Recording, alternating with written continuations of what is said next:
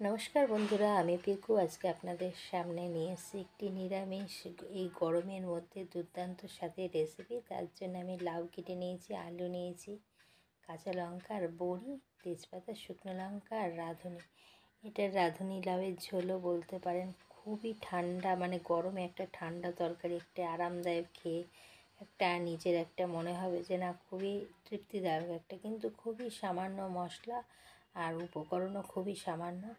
কড়াইতে প্রথমে আমি তেল দিলাম, তেলের মধ্যে নুনটা দিয়ে দিলাম যাতে করে লাউটা ভালো করে সেদ্ধ হয়ে যায়। এবার আমি লাউটাকে দিয়ে দেবো একদম সহজে, আর বেশি সময়ও লাগবে না। এইভাবে যদি লাউটাকে রান্না করা যায়, একটু লাউটাকে নেড়ে চেড়ে, কোনো জল আমি অ্যাড করব না, এটাকে ঢাকা চাপা দিয়ে দেবো।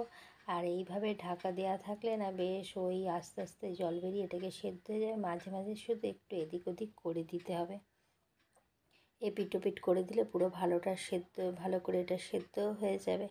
আর এই রান্নাটা যারা আরও উপকারী, এটা বাচ্চা থেকে বয়স্ক তো খেতেই পারবেন, আর যারা এখন সদ্য মা হয়েছেন তাদের জন্য কিন্তু একটা খুবই, আর তেলটা একটু কম দেবেন, খুবই একটু উপকারী রান্না এটা স্বাস্থ্যের পক্ষে।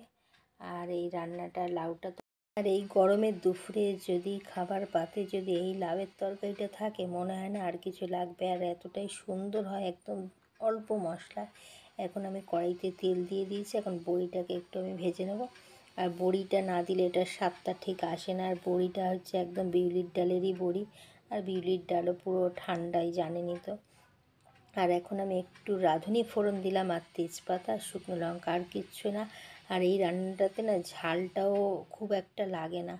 আমাদের যেহেতু লঙ্কাটা ঝাল নেই, ওই জন্য আমি দুটো বেশি লঙ্কা দিয়েছি, কিন্তু ঝাল হলে একটা লঙ্কা দিলেই যথেষ্ট। এখন আমি আলুটাকে ভালো করে নেড়ে ছেড়ে ভাজা করে নেব। আর লাউটা তো জাল হয়ে অলরেডি রয়েইছে। আর শুধু দেখুন 1 চামচ জিরে আর হলুদ গুঁড়োটা যতটুকু, এর মধ্যে কোনো আমি রেড চিলি, গুঁড়ো মশলা কোনো কিছুই আমি অ্যাড করব না। এবারে আমি শুকনো গুঁড়ো মশলা একটু জলে ভিজিয়ে, আলুটা তো ভাজা হয়ে এসছে, এখন আমি আলুটার মধ্যে দিয়ে ভালো করে এটাকে আমি কষে নেব যত সময় না তেল ছাড়বে, না জিরে, না আদা, না জিরে জিরে তো বাটা দিয়েছি, আদা বাটা কোনো কিছুই পড়বে না। আর এখন দেখুন ভালো করে আমি নেড়ে চেড়ে নিচ্ছি, তেলটা ছাড়া অবধি আমি ওয়েট করব। এরপর যে জাল দেওয়া লাউটা আছে আর লাউয়ের জলটা সমেতই আমি দিয়ে দিলাম। এখন এটাকে ভালো করে আর একটু ঢাকা চাপা দিয়ে দেবো, যাতে করে আলুটাও সেদ্ধ হয়, আর লাউটা যে 70% হয়েছে যাতে 100% লাউটাও সেদ্ধ হয়ে যায়, সেই অপেক্ষায় এখন একটু ঝোলটা আমি জাল করে নেব।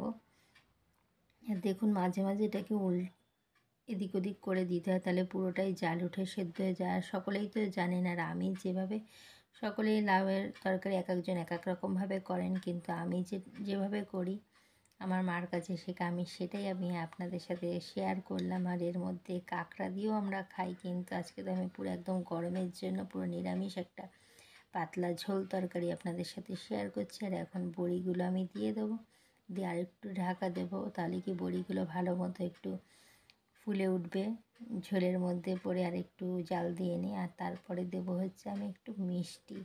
এই সব নিরামিষ তরকারিতে একটু মিষ্টি না হলে ভালো লাগে না, তাই একটু 1 চামচ আমি মিষ্টিটাই দিলাম। দিয়ে আবারও আমি একটু নেড়ে চেড়ে নেব। বন্ধুরা, আজকের এই রেসিপিটি আপনাদের কীরকম লাগলো? রাঁধুনি লাউ বা মানে গ্রীষ্মের একটা আরামদায়ক সবজি লাউয়ের এই সবজিটি আপনাদের কীরকম লাগলো অবশ্যই কমেন্ট করে জানাবেন। ভালো লাগলে লাইক, কমেন্ট, শেয়ার করবেন বন্ধুরা। আর এতটা মূল্যবান সময় নষ্ট করে আমার ভিডিও দেখবার জন্য সকলকে অনেক অনেক ভালোবাসা, ধন্যবাদ বন্ধুরা। আর আজকের আমি এই রেসিপিটি আমি এইখানেই রাখছি বন্ধুরা। আবার অন্য কোনো রেসিপির সাথে বন্ধুরা আবার দেখা হবে। টাটা, সকলে ভালো থাকবেন, সুস্থ থাকবেন।